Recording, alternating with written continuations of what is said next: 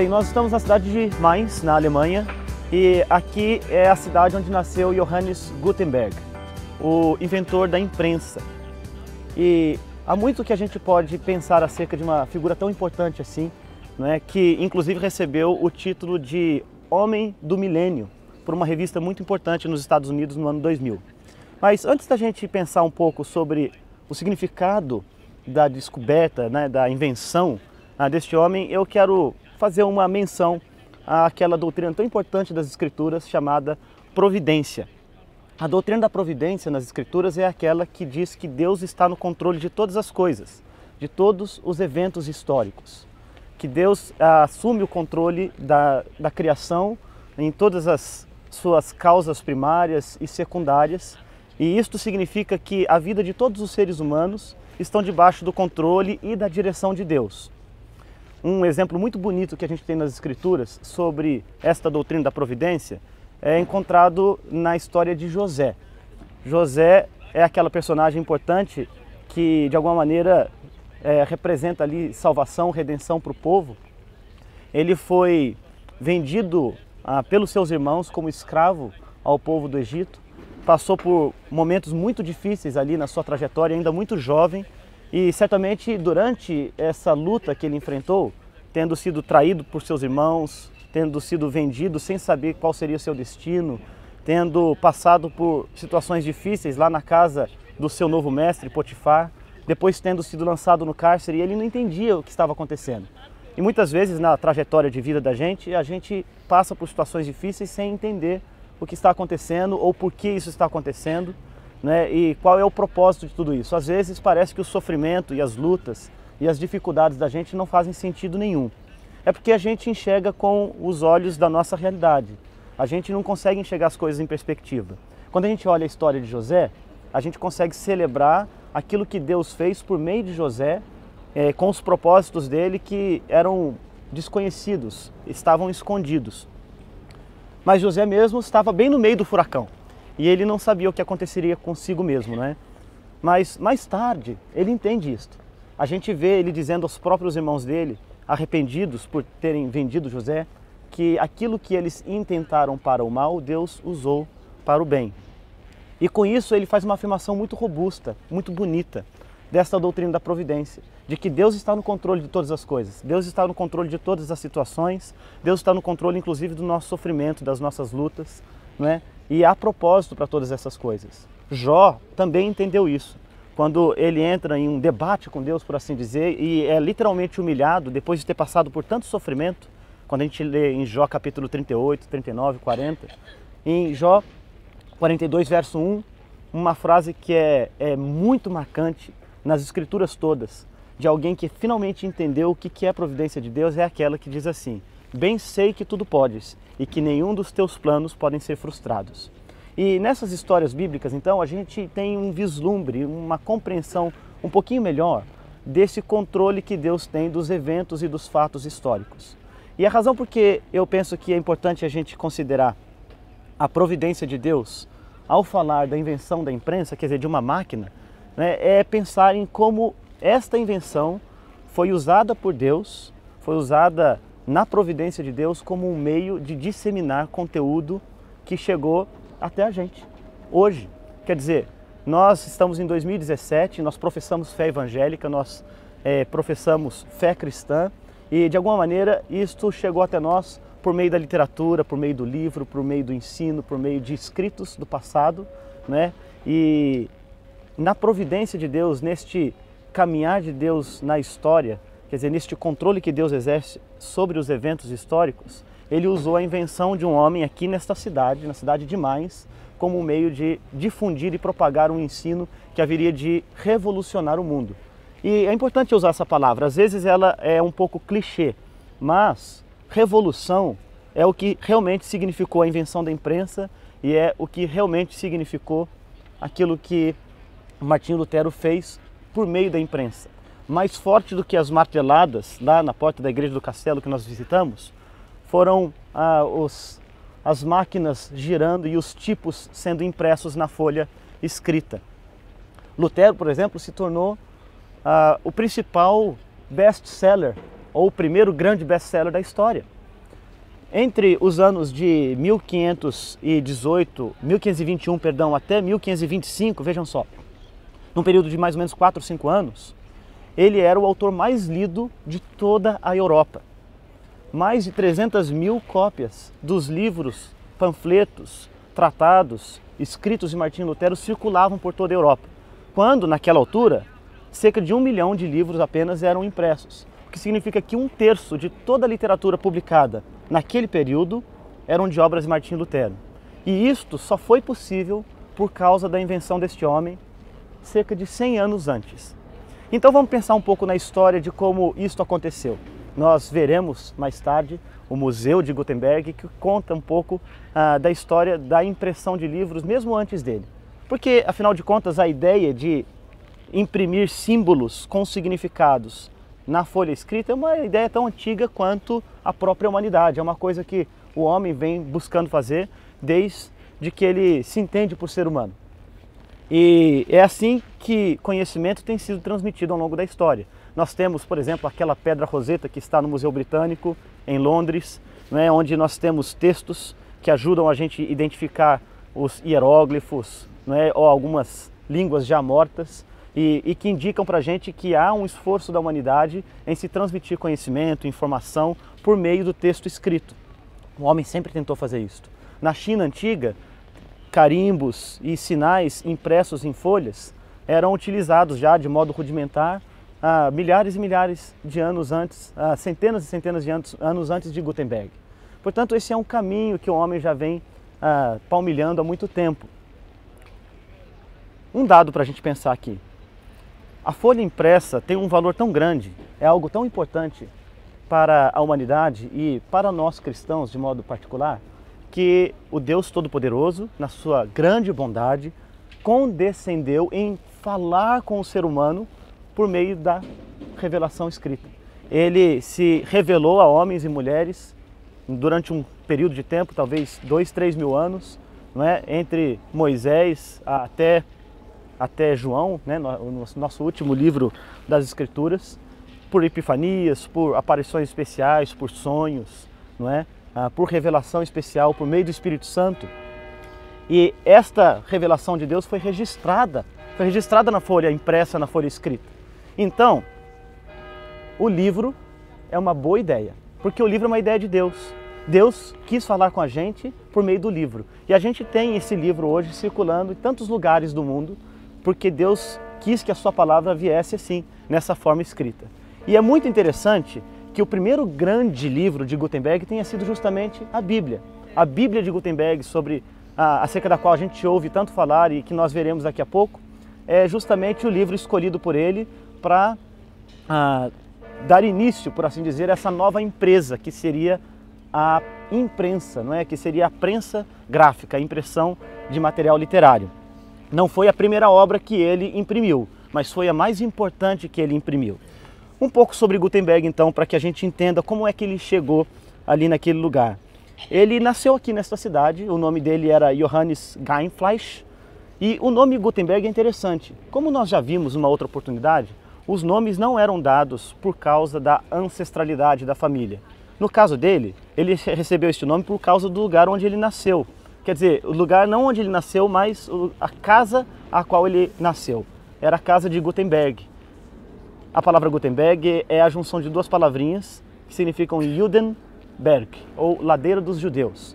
O avô dele havia comprado algumas propriedades aqui nesta cidade e algumas dessas propriedades foram justamente nesta região onde haviam muitos judeus e, portanto, a casa recebeu este nome. E este nome acabou sendo incorporado a Gutenberg. Não se sabe exatamente o ano em que ele nasceu. Alguns entendem que foi no final dos anos 1390. Alguns vão dizer que foi no começo de 1405. Então, aqui na cidade, no século XIX, escolheram o dia 24 de junho do ano 1400, a virada do século XIV para o século XV, como a data de aniversário de Gutenberg. Embora não seja exatamente este o dia, ele seguramente nasceu por volta deste período. E 24 de junho é a data escolhida justamente por ser a data de um feriado muito importante, é o dia de São João Batista. Bem, ele nasceu na cristandade católica romana. e, portanto, foi criado no cristianismo católico. Era um homem piedoso, temente a Deus, de uma família que tinha e gozava de boa reputação, cresceu aqui na cidade de Mainz e durante um período aí da sua juventude ele aprendeu a arte de usar a punção, que é um instrumento utilizado para cunhar moedas ou para dar formas a metais. Ele provavelmente aprendeu esta profissão de seu pai ou de algum parente seu e logo notou-se que ele ganhou assim, bastante habilidade nisto. Era um jovem inteligente, muito habilidoso, que tinha uma mente bastante criativa, engenhosa, não é? E os seus primeiros dias aí de juventude aqui nessa cidade foram reconhecidos como um período assim de formação, né, dessa mentalidade, assim, dessa genialidade dele. Ele partiu de Mainz, ainda jovem, por volta do ano de 1433, porque a cidade passava por crise econômica, ele não havia encontrado grandes oportunidades de desenvolver aqui alguns dos seus projetos ainda secretos, não é? E com o falecimento de sua mãe naquele ano, de 1433, a herança foi dividida entre alguns de seus parentes e a sua irmã, inclusive, ficou com a casa de Gutenberg e ele vai, vejam só, para a cidade de Estrasburgo. Ele vai refugiar-se lá e mora ali por algum tempo. Ele estabelece uma residência numa região rural, a 10 quilômetros da cidade, perto do mosteiro de São Alborgaste, e ali ele monta um estaleiro. Nesse estaleiro, ele se associa com alguns homens da cidade, com algum dinheiro que ele tinha recebido da herança de sua mãe, de empréstimos que fez, ele estabelece um negócio, se torna uma pessoa bastante conhecida e respeitada em Estrasburgo, um alquimista, assim ele era chamado, e inicia um projeto secreto, inclusive com um nome bem curioso, um projeto de aventura. É assim que está registrado até hoje lá nos documentos da cidade de Estrasburgo.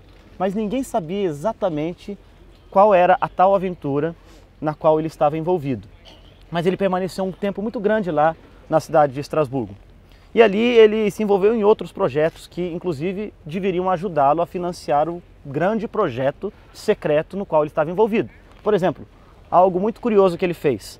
Naquela altura, muitos peregrinos iam para cidades onde haviam relíquias relacionadas a figuras importantes do catolicismo, aos santos.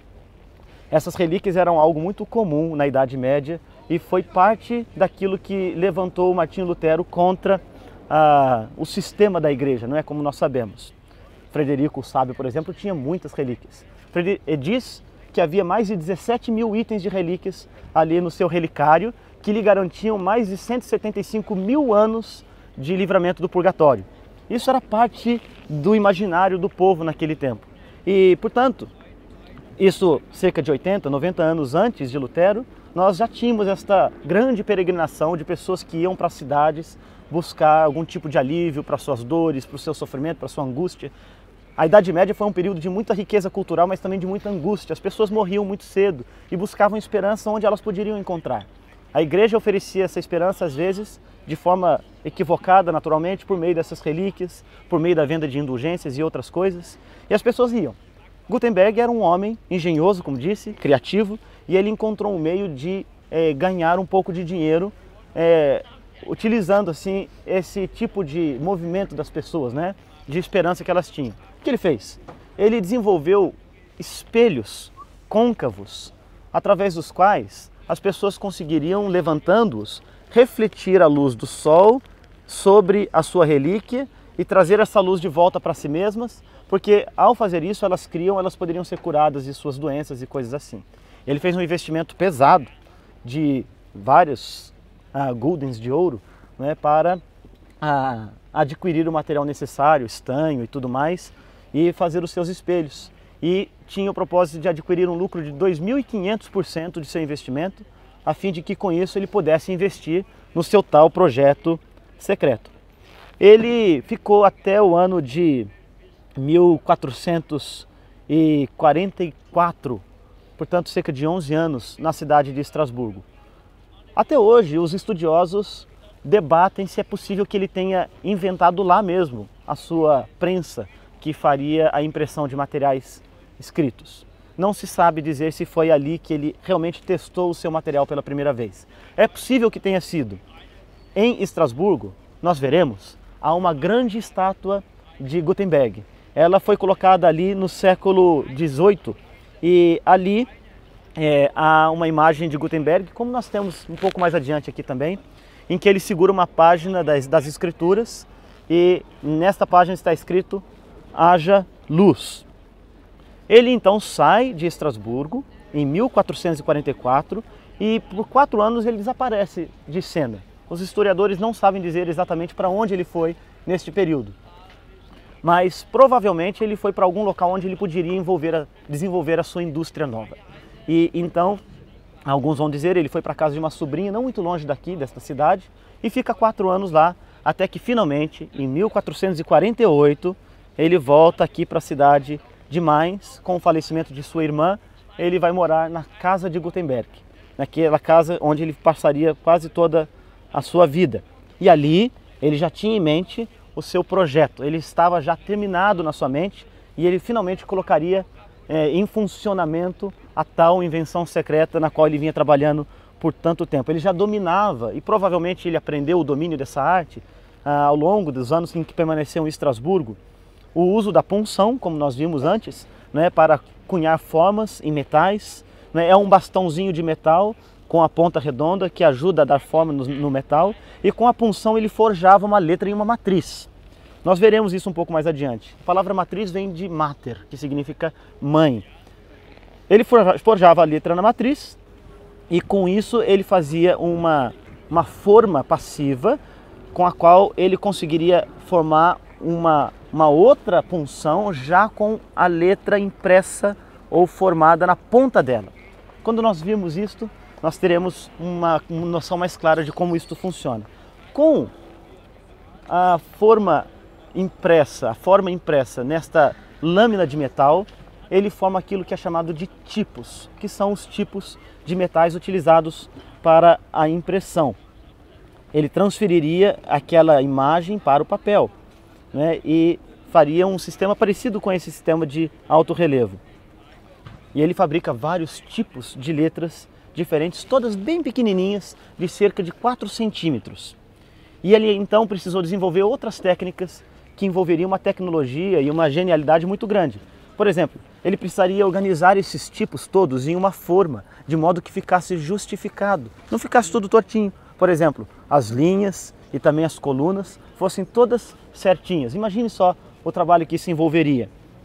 Ele precisaria desenvolver tecnologia para produzir papel, para produzir tinta, para criar padrões de qualidade, para criar um móvel de madeira através do qual ele colocaria todos esses tipos nas formas para que as páginas pudessem ser impressas. Agora faltava o livro certo. Toda a tecnologia estava presente, ele fez alguns empréstimos, conseguiu montar a sua máquina e faltava o livro. E ele precisava de alguma coisa de alcance popular. E a sua primeira tentativa foi com uma obra nada popular, uma gramática chamada Donatus. Era uma gramática latina que não era de uso comum das pessoas, era utilizada especialmente por teólogos, por doutores na igreja, e obviamente, embora tenha sido um sucesso a sua impressão, ela não teria o grande alcance de vendas, não poderia ajudá-lo no levantamento de recursos, né, para continuar a sua grande obra. Mas uma coisa muito interessante acontece logo em seguida. Nós estamos falando agora por volta do ano 1450 e surge ali uma guerra na Turquia. O Papa Nicolau ele tem interesse em apoiar os cristãos que estão envolvidos nessa guerra. Ele quer contratar um exército de mercenários e então, vejam, ele passa a emitir 2.000 cartas de indulgência que deveriam ser vendidas aqui na região. E Gutenberg viu nisso uma grande oportunidade. É muito interessante, e a gente falou de providência no começo, que a máquina que imprimiu a Bíblia é a mesma máquina que imprimiu essas 2.000 indulgências e que tanto indulgências como Bíblia se encontrariam 64 anos depois, através de Martinho Lutero. Bem, ele imprime as suas 2.000 cópias de indulgências, elas cumprem o seu papel, levantam os recursos para a igreja, mas permitem que Gutenberg levante os recursos que ele precisava para continuar na sua grande empresa. E então, com isso, ele convence o bispo aqui desta igreja, que está bem atrás de nós, a fazer aquilo que seria a sua grande obra, uma Bíblia. Bem, ele não teve uma permissão especial da igreja para fazer isso. Até então, as Bíblias eram feitas de modo manuscrito. Os monges faziam aquelas Bíblias escrevendo manualmente o texto. E eram grandes obras de arte. Quando nós tivemos a oportunidade de ver algumas das Bíblias antes do texto impresso, nós veremos que elas eram simplesmente fenomenais. Seria difícil fazer alguma coisa que pudesse competir com aquilo. Mas elas eram feitas em pouca quantidade, naturalmente. Levava anos para que uma Bíblia pudesse ser escrita, ser copiada. A ideia dele era fazer em grande volume. Bem, ele então coloca na sua mente agora a ideia de produzir uma Bíblia. Seria um trabalho hercúleo, dificílimo, algo que envolveria a necessidade de muita gente envolvida e de muito dinheiro. E ele vai buscar então recursos, faz empréstimos a fim de produzir a sua grande obra. O projeto era ambicioso e ele queria seguir um modelo de diagramação parecido com aqueles que eram utilizados pelos monges, com 2 colunas, né? E faria assim aquele trabalho insano. Foram mais de 3 milhões de tipos, aqueles tipos pequenininhos, de 4 centímetros, produzidos apenas com o propósito de se fazer a Bíblia. 1.275 páginas, 2 volumes, um grande risco de investimento, uma pequena fortuna colocada nisso, e havia uma fórmula para o desastre. Mal podia imaginar Gutenberg que em 1987, tantos séculos depois, uma única cópia de uma dessas Bíblias que ele produziu seria vendida por mais de 10 milhões de dólares em um leilão. Ela ficou pronta em 1554, alguns vão dizer que foi 1552, não há muita clareza quanto a isso, mas o fato é que ficou pronta e o trabalho final foi magistral. 180 cópias foram impressas. E até os dias de hoje, é difícil que uma Bíblia daquela qualidade seja feita, o que mostra a qualidade tecnológica que Gutenberg empreendeu na sua máquina, na sua empresa. Nós temos um encontro ali da tecnologia, da genialidade da Renascença com a argúcia da Idade Média, não é? Em uma invenção que realmente seria revolucionária. Ele produziu a sua Bíblia, ela foi um grande sucesso, mas ele ainda não tinha recursos para pagar os empréstimos que fez. Conclusão, ele perde boa parte do seu negócio, boa parte da sua empresa, a principal máquina que ele utilizou, inclusive para a impressão da Bíblia, com todos os caracteres e tudo mais, precisou, na justiça, não é? Em juízo, ser entregue ao seu credor, um homem chamado Fust, e que tinha como um filho adotado um jovem que ele havia encaminhado para ser aprendiz de Gutenberg. O nome dele era Schoeffer, e este então agora passa a ser o impressor de Bíblias ali naquela cidade, utilizando todo o equipamento de Gutenberg. Ele não desiste por aí, né? Ele tem a tecnologia e parte do equipamento que ficou consigo. Ele envolve-se ainda na produção de outros materiais. Por exemplo, um saltério que ele havia começado acabou sendo concluído por Fust, mas ele vai fazer mais tarde uma enciclopédia católica que dessa vez levaria 5 milhões de caracteres, muito mais trabalho inclusive do que aquele que ele empregou para a produção da Bíblia. No final da sua vida, ele acaba saindo da cidade por questões de conflitos políticos e dificuldades que enfrentou aqui, e vai para uma cidade do interior, permanece ali por algum tempo, mas quando os conflitos sossegam, por assim dizer, ele é honrado pela cidade e passa a receber um estipendo, uma espécie de aposentadoria, né, e vive os seus dias finais em paz. Ele morreu em 1468, já com perto de 70 anos de idade, talvez um pouco mais, talvez um pouco menos, dependendo da sua data de nascimento. E a sua grande invenção, ela passaria, como nós vimos, a trazer um grande impacto para o mundo. 50 anos depois da invenção de Gutenberg, da invenção da imprensa, literalmente milhões e milhões e milhões de livros eram impressos em toda a Europa. Por exemplo, no ano 1500, quando o Brasil estava sendo descoberto por Cabral, cerca de 20 milhões de livros estavam sendo impressos já na Europa. Hoje em dia, são mais de 10 bilhões de livros impressos todos os anos, no mundo todo. 600 anos depois da invenção da imprensa. A invenção da imprensa de Gutenberg abriu o caminho para a expansão do conhecimento, para a difusão do conhecimento científico, das grandes obras literárias. Imagine, por exemplo, as grandes obras clássicas dos gregos, as grandes obras dos sábios do passado, dos hebreus, o próprio ensinamento das escrituras, né? O conhecimento reservado apenas a certas comunidades isoladas do mundo passaram a ser difundidas, espalhadas por todo o mundo. E assim o conhecimento ganhou assim uma dimensão toda nova a partir de Gutenberg. As oficinas de impressão geraram um mercado novo, o mercado do livro, o mercado da gráfica, dando uma nova vida à imprensa. A própria imprensa, aliás, como meio de difundir notícias, se tornou algo assim muito maior e de grande expansão. Hoje, quando nós fazemos uso das nossas mídias sociais, Facebook, Twitter, Instagram e tantas outras coisas que dão instantaneidade às notícias, né? Nós tomamos conhecimento das coisas que acontecem em outros lugares do mundo com uma velocidade incrível. Nós precisamos reconhecer que este tipo de mentalidade já estava presente ali no seu germe em Gutenberg. Ele queria que o conhecimento fosse difundido com mais velocidade, com mais alcance para mais pessoas. E é muito impressionante que, mais uma vez, como nós já vimos, lá naquele dia 31 de outubro de 1517, quando aquele monge agostiniano afixa suas 95 teses na porta da igreja do castelo, né, tão pouco tempo depois, aquele texto foi traduzido para o alemão, para o inglês, para outros idiomas, e foi espalhado para as várias cidades da Alemanha, para Leipzig, para Heidelberg, chegando até a Inglaterra, chegando para a Holanda, chegando para lugares tão distantes. Quer dizer, toda a obra da reforma que nós apreciamos tanto e que nós celebramos aqui nesses dias, de alguma maneira, na providência de Deus, ganhou a dimensão que ganhou por causa da invenção de Gutenberg.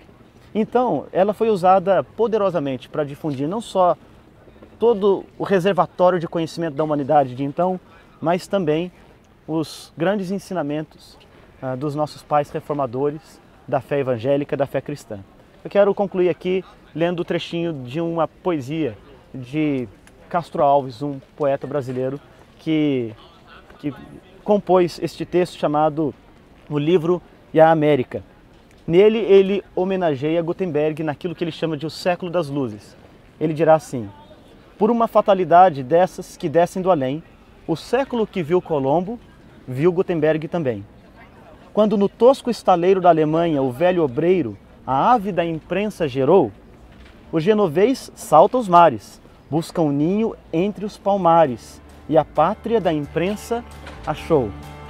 Filhos dos séculos das luzes, filhos de uma grande nação, quando ante Deus vos mostrardes, tereis um livro na mão.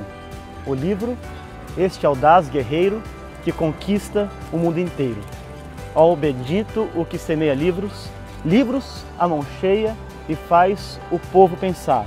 O livro caindo na alma é germe que faz a palma, é chuva que faz o mar.